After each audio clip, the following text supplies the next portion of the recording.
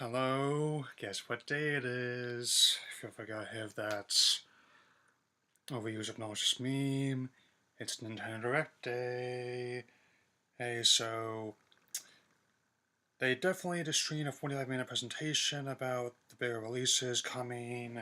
To the 3DS and Nintendo Switch for the rest of this year as well as in 2018. So this video will be addressing the ones that stood out at me on both systems. I'm not going in any particular order. What I am going to do is just address ones that stood out at me personally. Hey, so let's get started. First off, I am pleased to finally get some more information on Pokemon Ultra Sun and Ultra Moon. As I was saying, we got official confirmation of the Dust Lycanroc DLC, which is going to be going through when the game launches on November 17th and goes till January 10th, which is my coming 26th birthday. Has exclusive new Z move, and depending on which version of the game you download the DLC in, and it will be capable of any thunder thing or fire thing. So I know what the new Z move is called. It's just that I'm still trying to learn its name. Just have to forgive me, bear with me. I also am glad there are more Ultra Beasts, as in strap new ones that couldn't fit in the last game. So we have, you'll forgive me, now I got Radial Edge Storm. Additionally, we have actual names for the new forms of Solgaleo and Lunala after Lycanroc Necros were fused with them. Now we have the reveal of they are referring to as Dawn Wings and Duskmane. If I forget that, I keep getting those mixed up. Sorry, this information's still just brand new. I haven't had time to process it all before I start recording. You'll just have to forgive how I'm portraying this. But I am definitely trying to get my earnest feelings because the new Ultra Beasts look fantastic. I can't wait to play with them. And trying to get all this out. Since there's a lot to talk about, I definitely want to try to not do too much in this for other videos. I have more of my thoughts collected on the Pokemon stuff. But I'll definitely just give you my initial thoughts on the Ultra Beast. And in addition to revealing how the DLC is going to be working, I saw the I Choose You movie Ash Pikachu DLC being teased in there. I still don't know if I'll be able to get into a showing, but I am glad that with additional preloading Golden Sun Virtual Console tie into this. So we'll get Celebi DLC. So I'm looking forward to either way. And also, the Pikachu Garden's been confirmed now.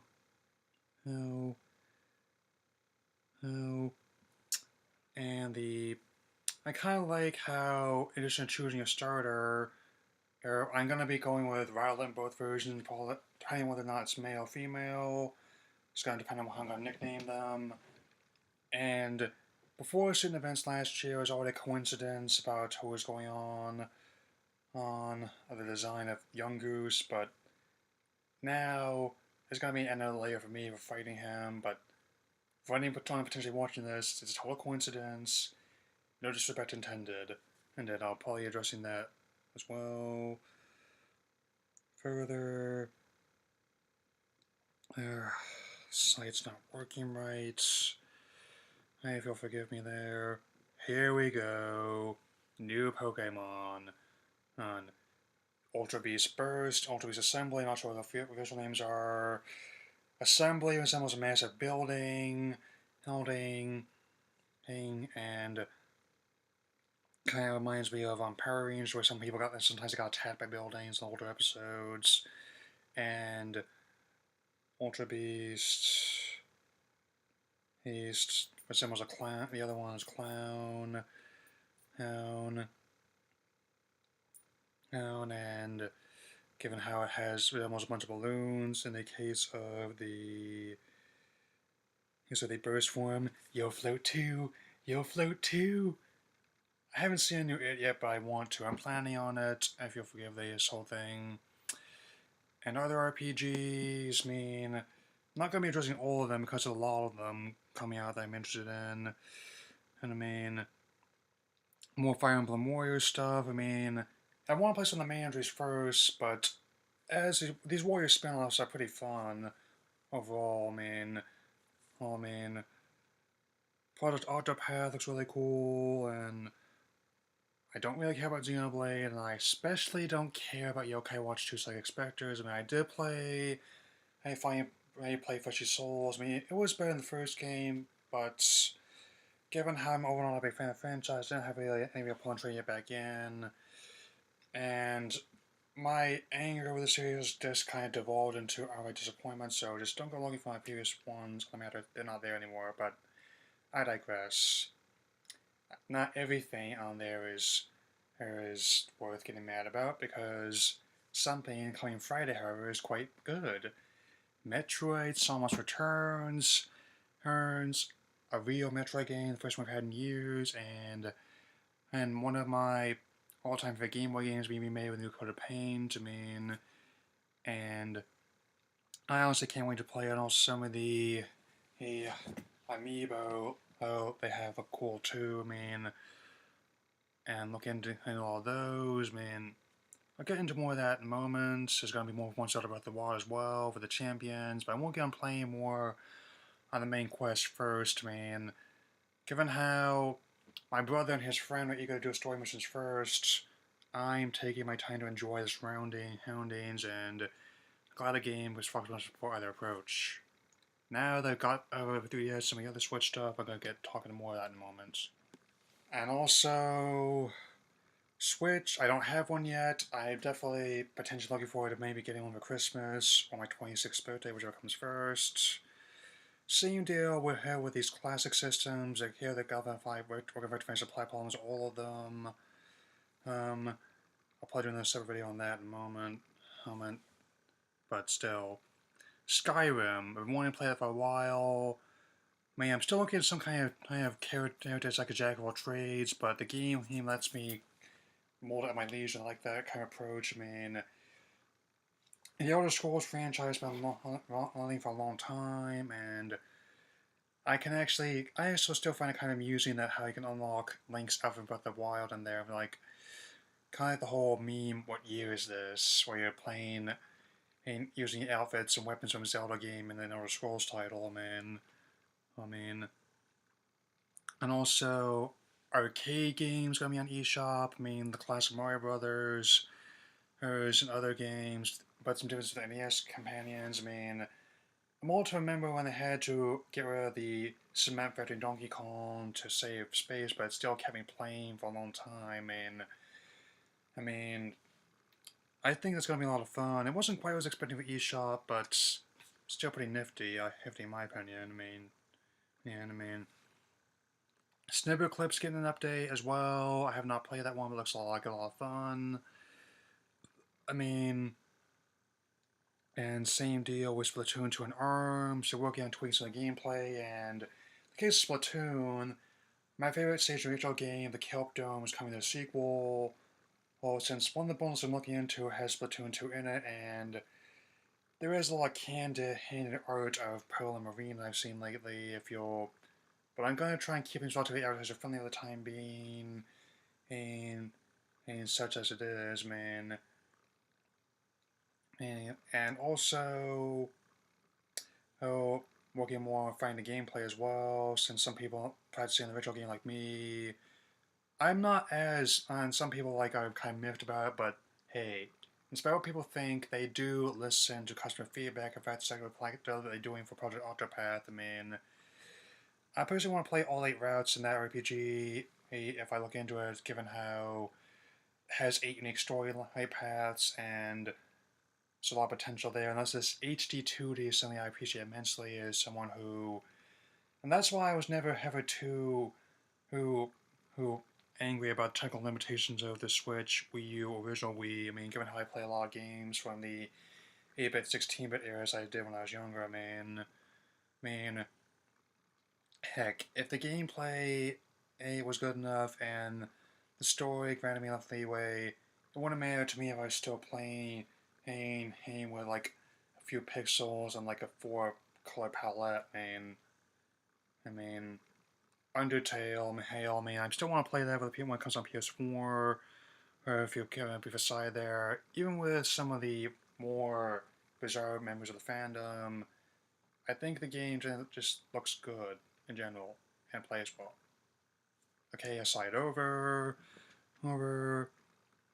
and also last that I'm going to be addressing, but definitely not least, is Super Mario Odyssey. Given how Koizumi was not only part of making all the presentation, but also how he's the director of the game.